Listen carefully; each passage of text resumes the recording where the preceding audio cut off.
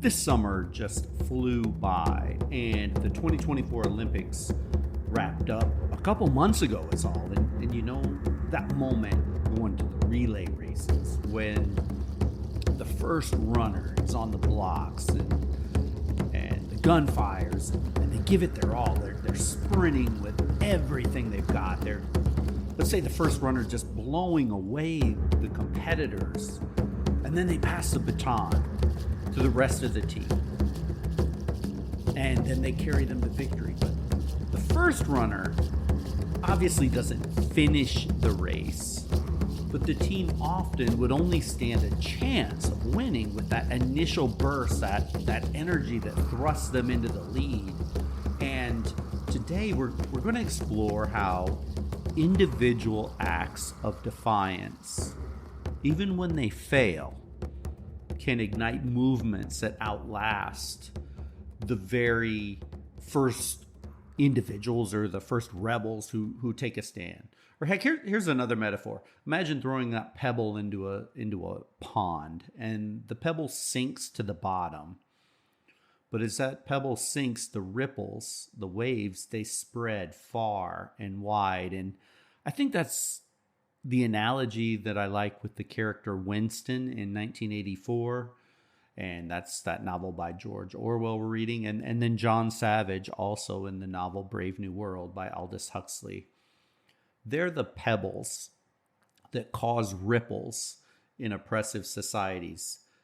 Now, in both cases, they don't win the race. They don't create freedom for an entire civilization. But it does take that very first person, that first act of defiance to step out. And from there, things at least have the potential to become bigger and greater, even if the initial person or the initial group has to sacrifice everything and go down in defeat. Now, let's be honest. The endings of these novels that we're reading, they aren't wrapped up with a neat little bow. There's not a gold medal handed out to either one of these heroes at the end of the novel. They're not a Disney fairy tale, and they're not a Shakespearean all's well that ends well either. They're raw, hard-hitting, and yes, in the end, very bleak. Winston's forced and submissive love for Big Brother in the end, and John's tragic exit doesn't exactly leave us with warm fuzzies in any way, shape, or form. So this discussion, it does get a bit dark as we peel back the layers of these stories. But here's the silver lining in all this. We're not just wallowing in despair. As we read through this, we can uncover nuggets of hope and potential for our own lives by dissecting these tales of failed rebellions. Because even in the worlds that seem devoid of hope, like ours often feel today, understanding these narratives and what these heroes stand for, they empower us. It shows us that awareness is the first step towards making change. So while Winston and John may not have triumphed and won victory, their stories serve as a cautionary tale. And oddly enough, they guide us through the murky waters of modern life. Think of them like that first runner in a relay. They take off fast, and although they're going to collapse and lose in the end, they do, in fact, intellectually pass that baton to us to carry forward. So today, first of all, welcome to everyone who's new here, or welcome back to all of those that have been listening in on our Echoes of Tyranny series, where we are analyzing dystopian literature and how it manifests itself in our world. And today we'll dive deep into Winston's ill-fated fight against a regime that wants to control even the very thoughts inside of his head. And we'll dissect John the Savage's tragic stand against a society that's basically traded in humanity for ease and comfort. And here's the kicker, as usual. We're going to connect their stories to our world today, which is always, does it mean to me? What's the so what moment? Because let's face it, you don't need to stage a coup or sacrifice yourself at the altar of the ministry of love to make a difference. Sometimes rebellion is as simple as thinking for yourself in a world that prefers you don't. So let's get started. Before we get going, let's reset where we are in the novel and talking at first about the novel 1984. And remember, inside of the show notes, check out where we are in the reading and read along and study in detail with me if you want to maximize what you can take from these discussions in this podcast. That's where the real value is. It's not in me talking to you. It's you reading and thinking and coming up with your own ideas that can go along with everything I'm saying. Or maybe, heck, you might even contradict what I'm saying. You may not even believe it, but the key thing is take full advantage of it. But if you haven't been reading along, here's a quick summary of where we're at so far in 1984. So, in Orwell's 1984, we've reached a very critical point at this part, which is in the novel, which is part 3, chapter 4, by the way. And, Winston's rebellion, it began with small, almost laughably basic acts. He was writing in a secret journal, and he wrote down the words, 4 simple words, "Down with Big Brother." I mean, not exactly planting a flag outside of rebellion and trying to rally people to overthrow the government, but not exactly subtle either. I mean, it's pretty profound what he said. And then he secretly hooks up with a woman. Her name's Julia. And the two of them daydreaming about a revolution led by the proles. And the proles are just the working class, the blue collar class, the people doing the basic things in society. And, the poor guy thought that if the masses ever just woke up, all they had to do was wake up, they would be able to overthrow the party. Well, guess what? They don't rise up. They don't even really pay any attention. And by the way, the proles never even really know who Winston is, what he's about, or even that he was trying to do anything.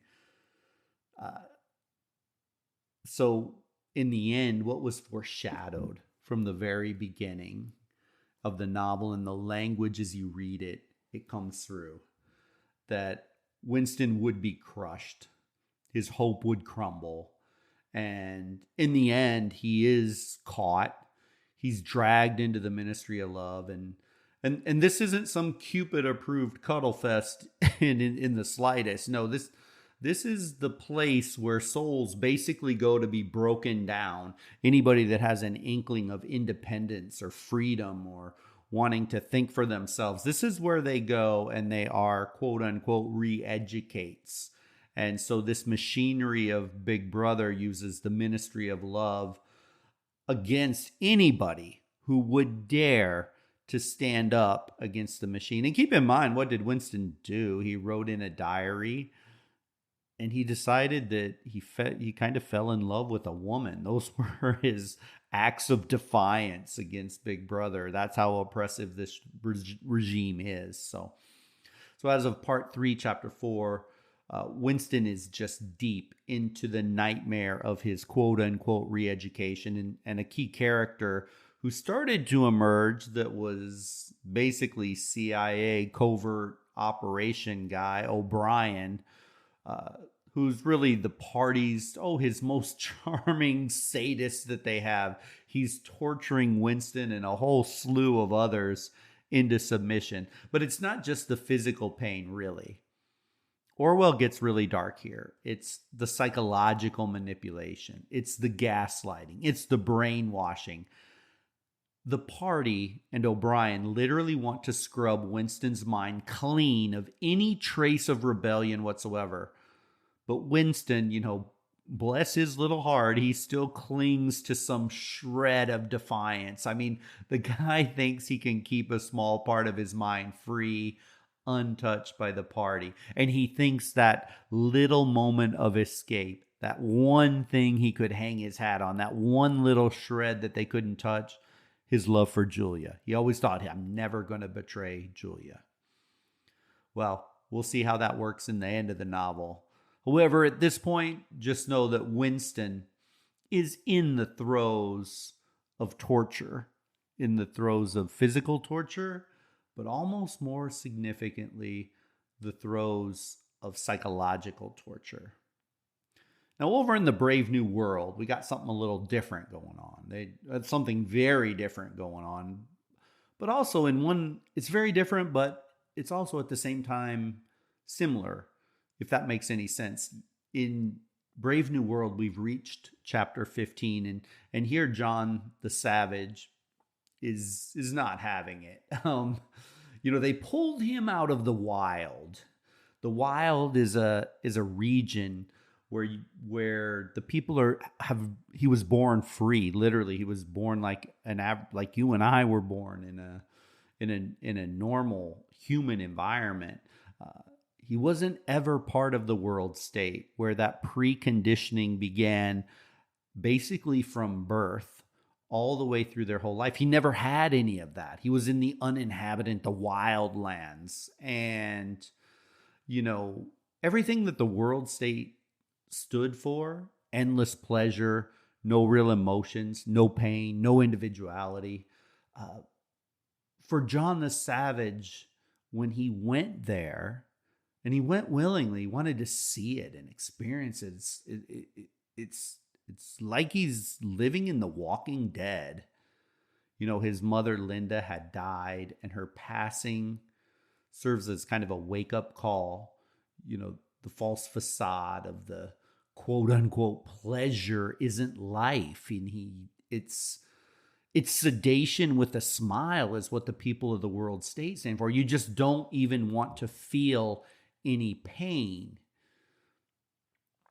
It's like everyone's on some sort of a permanent Instagram vacation, and it's all filters. It's no substance. It's like eating a donut. It's all sugary pleasure, no nutritional substance, and eating those beautiful little circles of sugar nonstop all the time. I mean, eventually that's going to lead you to being 200 plus pounds overweight, and it's going to lead to dying. And quite frankly, what John, as he sees this lifestyle, this experience of consumerism and drugs and sexual orgies, he wants out of it. He wants out of it now. And so what does he do?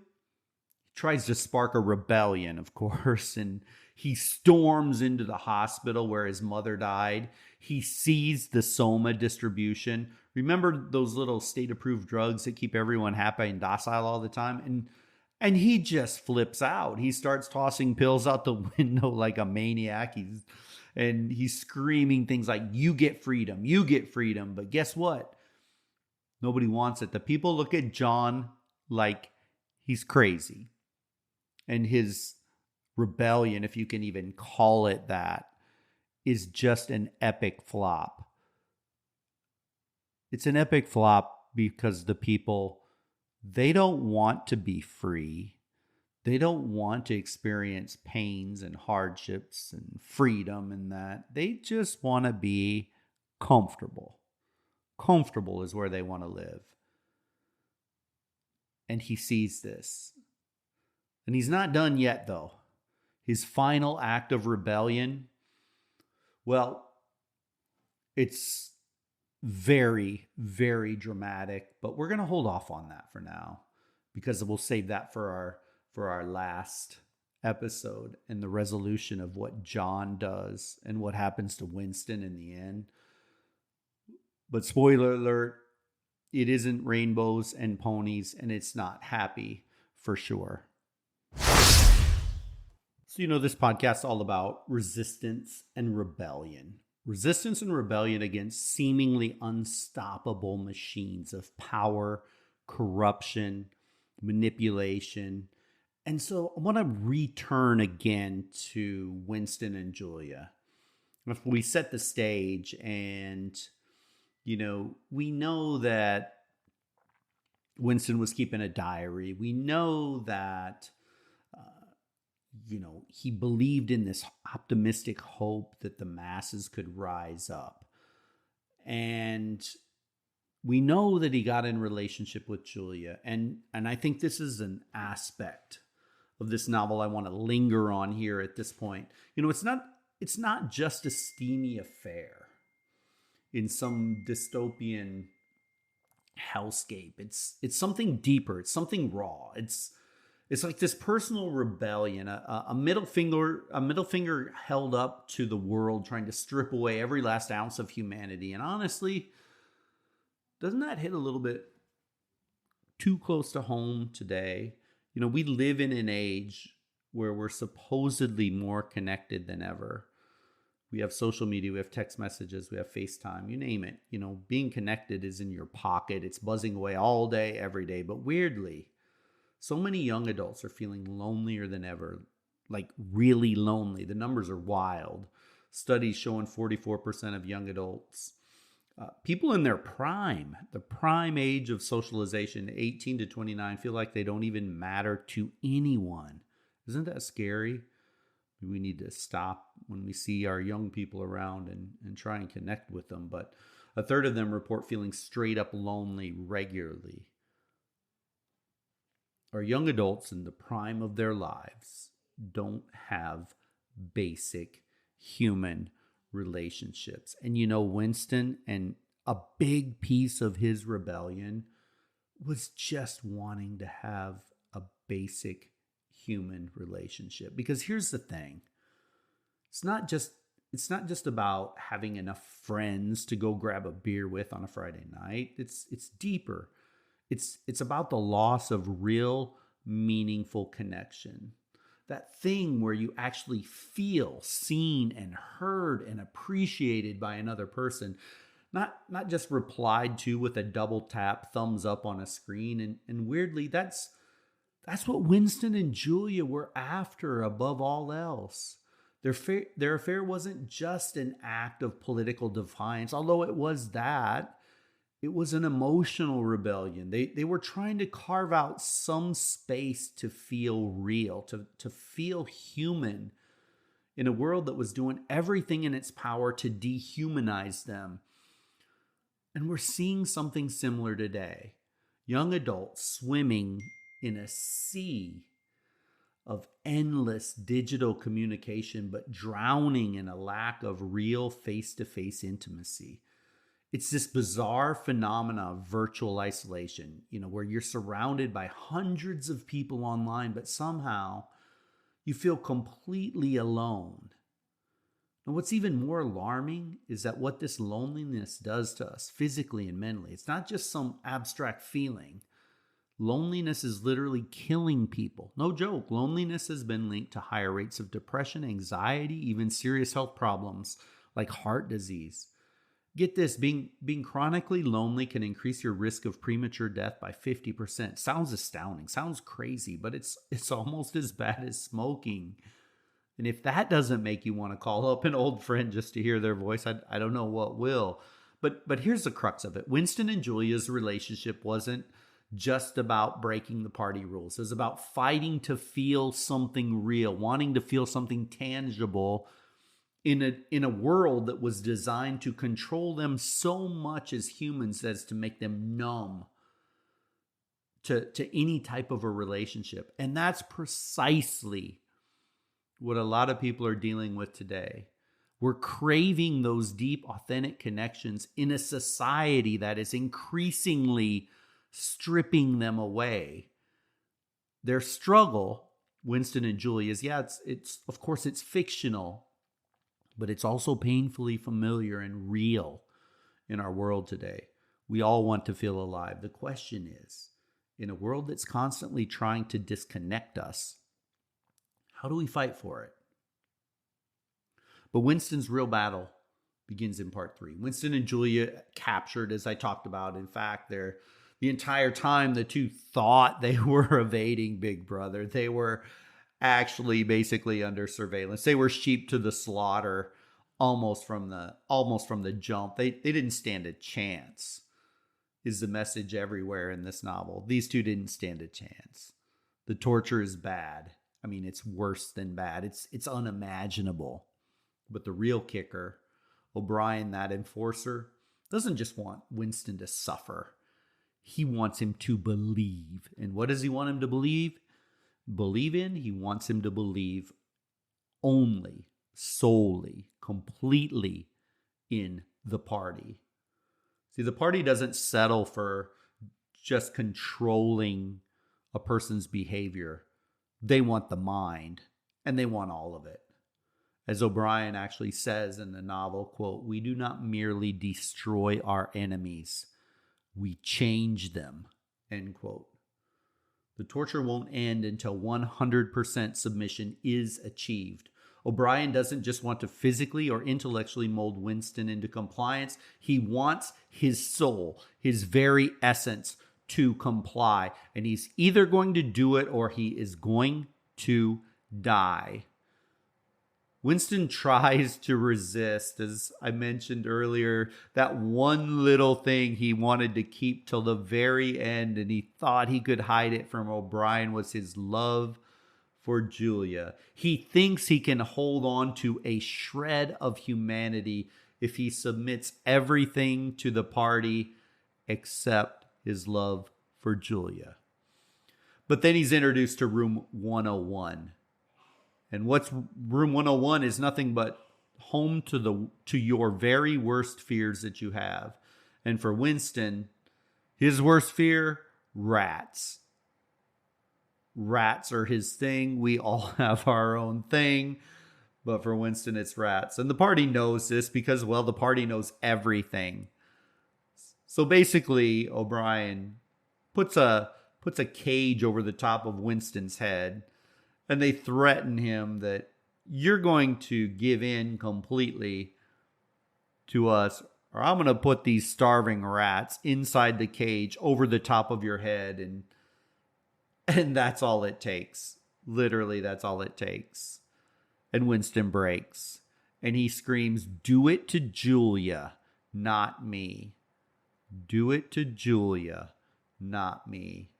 And just like that quickly, that one fear of wearing a cage over your head with starving, rabid rats, Winston's rebellion is over. His last piece of defiance, his love for Julia, he betrayed it. In the end, Winston is in quote unquote cured. He loves Big Brother. And it's over. Orwell is ruthless in showing us how rebellion, true lasting rebellion, is almost impossible when the system controls everything, including your thoughts. Now, on a much more happy note, well, actually not really a much happier note, let's switch gears and let's look at John the Savage from Brave New World. And his rebellion is complicated. Winston's fight is against oppression. John's fight is against comfort. The world state in Brave New World doesn't suppress its citizens with fear and violence or fear of throwing rats inside a cage on your head. Oh, no. It keeps them placid with pleasure. It's a world where pain is non-existent, where suffering has been eradicated, and where people are so hopped up on soma and instant gratification that they wouldn't know a deep emotion if it slapped them across the face. John's rebellion begins with revulsion. He comes from the wild part of the world. He wasn't raised where his mind was completely numbed out from birth. He was grown up like a regular human being. He sees how shallow this world is. And quite frankly, it just disgusts him. Then to compound things, his mother dies. And her death strips away the last bit of restraint he has. When someone close to you dies, it's a need. It's necessary for that person to mourn them, to remember them, to go through those phases of grief. It's human. But in the world state, you don't need that. You just take a drug and it all goes away. And, in the end, her death and how the world state wanted him to deal with it, it It laid him bare. And in chapter 15, John goes on a rampage, literally throwing out Soma, like I mentioned earlier, trying to get people say, here, get your freedom. But no one's listening to him. They just want their Soma fix. They just want to be happy. They just want to be content. They just want life easy. The people are so entrenched in the system, they can't even recognize or empathize with raw, real emotions. And that scene and John's rebellion, I mean, it cuts deep when you think about it. John's rampage against Soma in the novel, that's not just a wild tantrum. It's a protest. It's a rejection of this culture. And it's a culture of comfort and pleasure and keeping people numbed out of on superficial happiness. Sound familiar? Do we have any of that going on in our world today? Of course we do. John, in essence, is screaming, wake up, people, wake up. You're missing life. You're missing everything that is important in living. Look, we live in a time of ridiculous material abundance. I know we love to rant, rave on Twitter and Facebook about how rough and hard life is. But if you compare the United States to almost anywhere on the planet Earth, we've got such a comfort gap that we can't even appreciate it. We have entertainment streaming 24/7. I mean, you name it.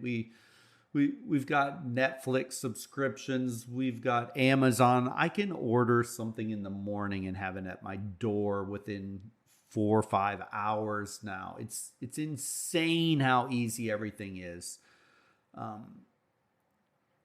But life, it's not just about your Netflix subscription.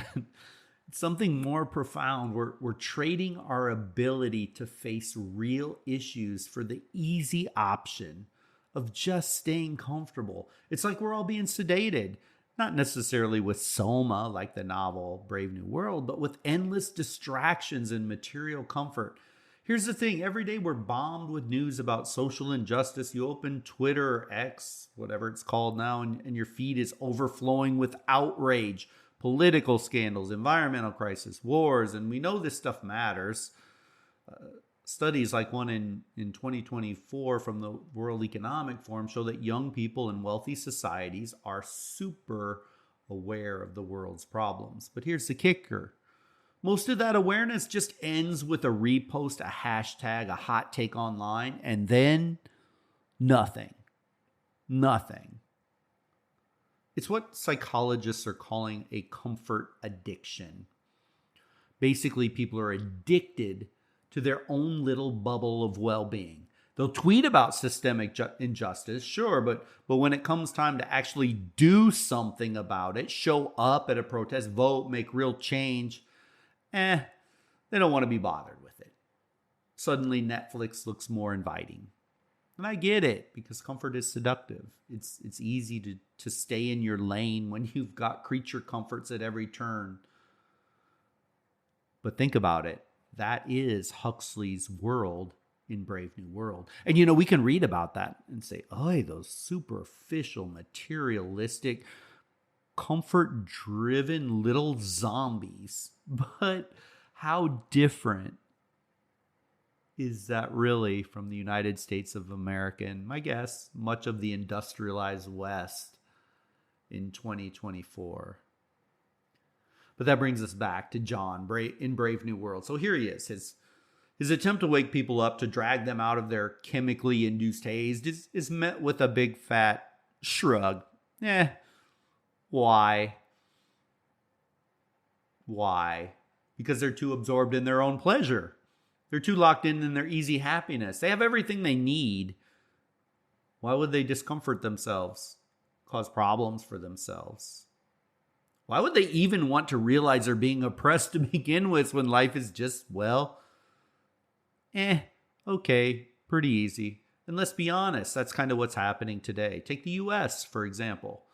We have access to more wealth, more resources, more entertainment than at any time in human history, and yet many people are more interested in their comfort than in fighting for the kind of change that really matters. Safety, financial security, staying within the boundaries of their lanes or their own happiness. Real change, real hardcore personal change. That's uncomfortable. Can't be solved with a pill. Can't be solved with going shopping. That takes sustained, real effort. And frankly, it's messy. And people, they don't want to be bothered with it. But we need to ask ourselves, are we just chasing comfort at the cost of our own humanity? Are we so focused on maintaining our personal happiness that we're ignoring the world's very real, very urgent problems or our own personal passions and interests? Are we just sacrificing it and throwing it away to take the quote-unquote safe route? See, John's rebellion in Brave New World, it's a wake-up call, really. And honestly, it's one we desperately need to hear today, because while we're zoning out in our comfort bubbles, the world is burning. Our inside, you might have things that you want to accomplish, things you want to do, things that you know are wrong. And our political powers are just slowly, methodically taking more and more and more from us every day, and yet we do nothing. So here's the challenge. How do we break free from our modern day soma, from this addiction to comfort, and start confronting the issues that matter? How do we stop being passive spectators in a world that needs us to be active participants? That's the question we'll grapple with. But, however, John's frustration grows and grows after he's rejected by society, and eventually he just retreats after he tries to wake people up and they just flat out refuse him straight up. He escapes to a lighthouse, and he's hoping at least here he can escape that suffocating grip of the world state. And he actually is whipping himself. He's fasting. He's praying. He's trying to cleanse himself of the society's poison, just trying to feel something real, to feel pain, to feel discomfort and hardship, and just to feel the passion of things through prayer. And, even in isolation, though, he can't escape. People start to gather around him. He becomes like a zoo animal. He becomes like a freak show. I mean, talk about the ultimate insult. People start filming him while he's whipping himself, turning him into a laughingstock and a media spectacle. Ultimately, John is just so overwhelmed by guilt of what he was becoming and the desire that he had for change, knowing, and the impossibility of staying true to his beliefs in this world, in this world state. He gives into temptation momentarily and participates in an orgy. Takes the drugs, has sex, does what everybody else is doing in this world state. And, the weight of his failure ultimately is going to crush him. And that final demise is going to be discussed as we wrap up this series. So what do we do with these failed rebellions? What do we do with it? Winston fails. John fails. I mean, that's pretty bleak, right? But here's the thing. We don't live in the novel 1984, nor do we live in Brave New World, at least yet. And let's pray we never do. However, to pretend like we don't need to resist against many political, cultural, societal evils, that is naively innocent. We need, in our own way, to perform acts of resistance. Rebellion isn't just possible, it's necessary. But here's the thing, it doesn't have to be grandiose. You don't need to throw Soma out the window or take on Big Brother to make a difference. Small acts of resistance done consistently in your life can challenge the systems of control in our world today. You know, Confucius, he was a fantastic Chinese philosopher. And I know I did a podcast on Confucius a long time ago when we were looking at some of the wisdom literature series. And he lived around 551 to 479 BC. He had this brilliantly simple roadmap for how to fix the world. And honestly, we can use a bit of Confucian wisdom these days. He said, quote, "To put the world right in order, we must first put the nation in order. But to put the nation in order, we must first put the family in order. But before you can put the family in order, we must first cultivate our personal life. We must first set our hearts right," end quote. Now let's break that down, because there's a lot packed in there. Basically, Confucius is saying, hey, if you want to change the world, start with cleaning up your own mess first. It's like the original get your house in order advice, but on steroids. He's laying out this ripple effect where your personal development, your everyday habits, your everyday thoughts, your everyday kindness, your everyday discipline, it cascades out from there. And if you do it well and right over a long enough period of time, it will change your family. And then your family's family. And that ultimately is going to change the community that you live in. And then if you change all the little communities, all of a sudden they group together and you can change the nation, and bam, eventually the world. Think of it like this. You can't expect to save the planet if you can't even save yourself from hitting the snooze button 12 times in the morning. Confucius was big on personal responsibility. He didn't believe in some top-down overhaul where Donald Trump or Kamala Harris or someone else is going to save society, or a government suddenly gets its act together that hasn't had its act together for decades because the government passed a law or someone tweeted some great hashtag. No, Confucius knew it started at the smallest unit, and that's you. That's me. If you and I get our heart in the right place, we start showing up better for the people around us, your family life gets better. And that has a ripple effect on your community. And when people do this, society shifts. And if society can spiral downward due to what we watch and read and look at on social media apps or the internet, well, then couldn't what we expose ourselves to on the social media or the internet elevate us intellectually as well? I think the answer is yes. But where does the change start? It does not start with the government.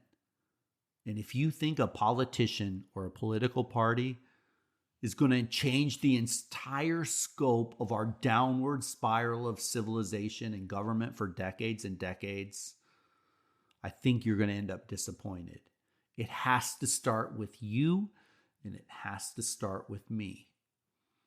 It's kind of like the opposite of what we see today.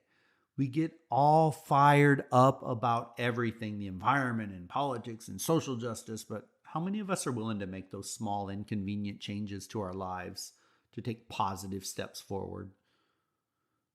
Confucius would probably roll his eyes and tell us, stop pointing fingers and start working on yourself first. And here's the kicker. This isn't about you being perfect.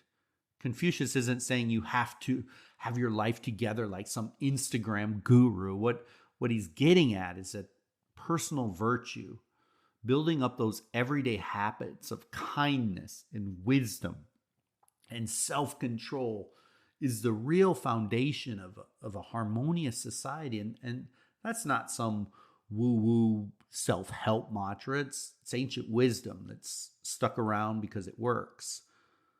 When you are functioning at your best, you lift up the people around you, become the rock for your family, the example for your friends, and then slowly that energy radiates outward. It's like a moral domino effect, but it starts with you standing up straight and handling your own business versus worrying about somebody else's business all the time. So before we start trying to fix the world, whether it's saving the environment or overhauling our political system.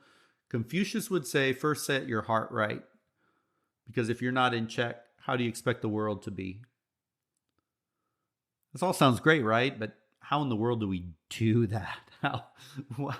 How do we, quote unquote, rebel against a machine that seemingly wants us dumb, apathetic, and wants to control our entire lives? So, I mean, here's just some ideas that I think everybody can do. And I talk to my students about doing these kind of things. What can we do to impact our communities, our countries, and ultimately the world by getting ourselves in order first? Well, I think one really good thing in this world now, support independent media. We all get news. And if you're getting all your news from the mainstream outlets, you're probably missing half the story. Not always, but many times. I mean, large media corporations often tied to our government or our corporate interests, which means they won't bite the hand that feeds them. Independent media like Democracy Now!, ProPublica, Intercept, there's all kinds of them out there. They focus on in-depth investigative journalism without corporate bias, without political bias, and subscribe to their newsletters, support them whenever you can, but don't just passively read the news that they spoon feed to you like a baby. Engage with it. When you see a story that angers or inspires you, ask yourself who benefits from this situation, what can be done to fix it, then share those stories with others, talk to other people about it, even when you don't agree with them. See, you're helping people see things they might not even realize are happening by just engaging in those things. Another thing, civil disobedience. And I mean, sometimes you have to take to the streets. Peaceful protest, civil disobedience, grassroots activism can shift culture. Support causes that you believe in. Don't let other people do it, because if you always are deferring to others, your voice gets silenced. No matter what your thing is, maybe it's school, maybe it's the local school board, maybe it's local politics, maybe it's local whatever form of government that you want. Just get involved in that. And then having a strong local community. Corporations and governments, a lot of times they rely on our isolation, where they can feed us stuff from afar. The way that you and I and society can fight back is building strong local communities. Support your local businesses. Grow your own food even, or buy from local growers. Share your resources. Just small little acts like this can make a big difference. But for me in the end, and those of you that listen to my podcast, you know what I'm about.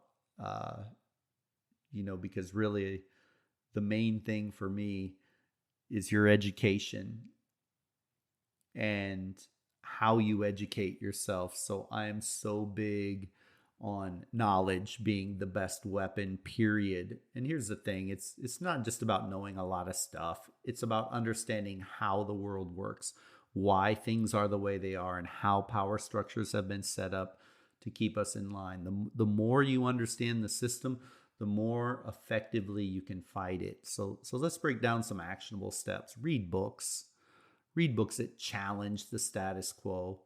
The first step in educating yourself is to consume media that isn't designed to keep you comfortable. These two books that we've been discussing over this series that we're on right now, it pulls you out of the comfort zone. They're not happy romantic comedy Disney movies or Disney storylines. The thing is, they're there to make you think. And think of works like Naomi Klein's No Logo, which explores how corporations have taken over culture and politics, or Michelle Alexander's The New Jim Crow, which dives deep into how the prison industrial complex has disproportionately affected African Americans. But it's not just about political or social theory. Literature is such a powerful tool. Orwell's 84, Huxley's Brave New World, which I hope you're reading along. They don't just describe dystopian futures. They give you tools to see how these systems creep into our present.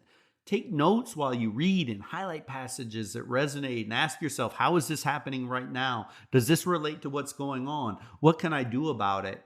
Another one, watch documentaries and films with a purpose. I love good, silly shows where I can just kind of zone out and watch for fun, but it's also important to take in other things. There are countless documentaries that educate you, that expose corruption, look at corporate greed, environmental destruction. Films like The Social Dilemma make it clear how social media giants manipulate our attention for profit. And while the 13th shows systematic exploitation of Black Americans through incarceration, don't stop at watching. Talk about it. Start discussions with friends or families. You can find all kinds of groups for all of these great documentaries. Organize a night to watch with other people. Ask tough questions. What can we do to fix this? How can we hold these companies accountable? Engage in conversations that matter. I mean, this one's huge. We spend so much time talking about trivial stuff, sports scores, celebrity gossip, or whatever this latest social media trend is. But real rebellion often starts with conversation. Push yourself. Ask yourself, when was the last time you sat down with someone and really dug deep into a topic, any topic that really mattered? Start conversations about the economy, the environment, whatever. But as this is key, don't be preachy. Instead, ask questions. Listen. For example, instead of saying big corporations are destroying the planet, you could start with, hey, have you ever thought about why companies don't take more responsibility for their environmental impact? Open doors to dialogue rather than shutting down doors. It's really hard in our world, especially in this hyper tense political environment, to just talk about any given important topic, because both the Democrats and the Republicans have made it toxic for anybody to disagree with any of the main storylines. Do not let them do that to you. Do not let them control your mind on every topic. Do not let yourself think that when someone mentions a topic, it's like, oh, you must be a Democrat. Oh, you're a liberal. Don't let your mind go there. That's where the forces and powers want you to be. That's 1984 style control of your thoughts. So don't be afraid to listen and hear things that you don't necessarily agree with, because it will expand your mind. Learn how the system works. I mean, might sound kind of boring, but trust me, understanding how the political and economic systems work is vital if you want to change anything. Our financial literacy in this country is atrocious. It's atrocious. We do not have basic financial literacy. Political understanding, how the machine works, how they manipulate people to convince them to take one side or the other. I mean, these systems of power are complex, and they're complex by design, and they're meant to confuse you and keep you questioning them. The more you understand how they function, the better equipped you are to challenge them. Another one, take online courses, attend lectures. Education should not stop when you leave school. Countless free resources online where you can learn about history, politics, philosophy, and more. Check out sites like edX or Coursera or Udemy for courses on just about any kind of topic you could ever dream of. Not only are these courses going to broaden your understanding, they're going to expand your intellect. They're going to help you connect dots between different issues. Attend local lectures. Most people somewhere have either a large or small college around. Attend lectures and seminars and events. They bring people together to think and talk and create and understand things. Encourage critical thinking. The ultimate goal isn't just to give people information. It's to encourage them to think for themselves. When you share ideas or start discussions. Don't just tell people what to believe. Ask questions that encourage them to question their own beliefs. It's one of the hardest things to do. If someone says, I don't know what the big deal is about climate change, you might respond, well, do you think there's a reason why certain industries might downplay climate change? Go the opposite of what you might believe. Think your way through these issues, important issues out there. Because by encouraging critical thinking, you help others build mental resistance to propaganda and manipulation, whether it comes from the government, media, or corporations, or in the bare minimum, your ability to sit down and have a rational and reasonable conversation with someone you don't agree with pays huge dividends. It pays dividends for you because it shows that your mind is opening and your mind is becoming more strong. And just it shows empathy towards someone you don't agree with. You don't create an enemy. This world is insanely divisive right now.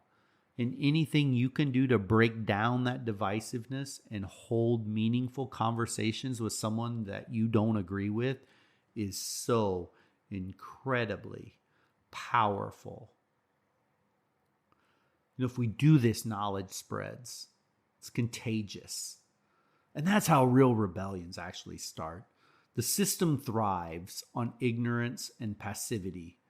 So your most subversive act that you can do in your life is to learn as much as you can, connect with other people, and share it widely. So there you have it. Resistance doesn't have to be futile. From Winston's heartbreak to John's tragic end, we can learn what not to do. And more importantly, and the things that we can do. So let's challenge ourselves with that. Stay informed, stay engaged, and most of all, stay rebellious. So I will see you next week for the final episode of our dystopian deep dive. I'm really looking forward to it, and I'm sure you're going to enjoy it. Take care.